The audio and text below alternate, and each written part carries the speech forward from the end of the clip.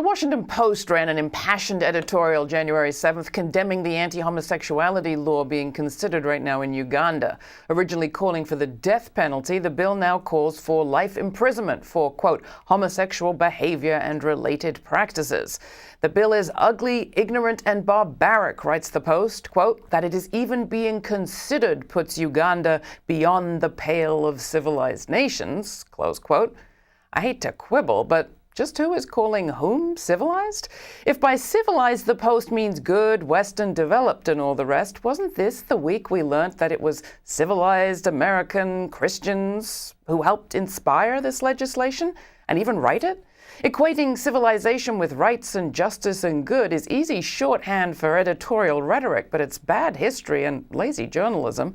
A report by Political Research Associates has called the growing anti-gay movement in African churches a proxy war for U.S. culture battles. Uganda's long been a target for U.S. evangelicals. 3 Holocaust denier Scott Lively, Caleb Lee Brundridge, a self-described former gay man who leads healing seminars, and Don Schmierer, a board member of Exodus International, all traveled to Uganda and helped build the anti-gay foment that spewed forth this legislation.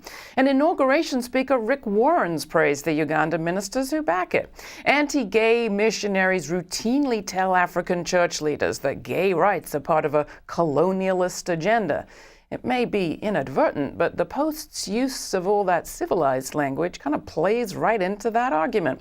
The fact is, although demagogues in many countries argue that equality is a Western foreign value and that gay rights activists like feminists are tools of imperialism, lesbian, gay, bisexual, and trans people exist everywhere, as do those homosexual practices, always have. And there's plenty of history to suggest that homophobia and homophobic practices are actually the imports.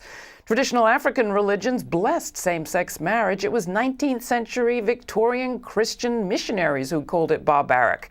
And their 21st century fundamentalist descendants have continued the practice. Uganda itself has had at least one king back in the 1880s who was arguably gay. I'll stop, but let's remember, Indian anti-imperialist Gandhi on a visit to Europe was once asked what he thought of Western civilization. His response? It would be a good idea.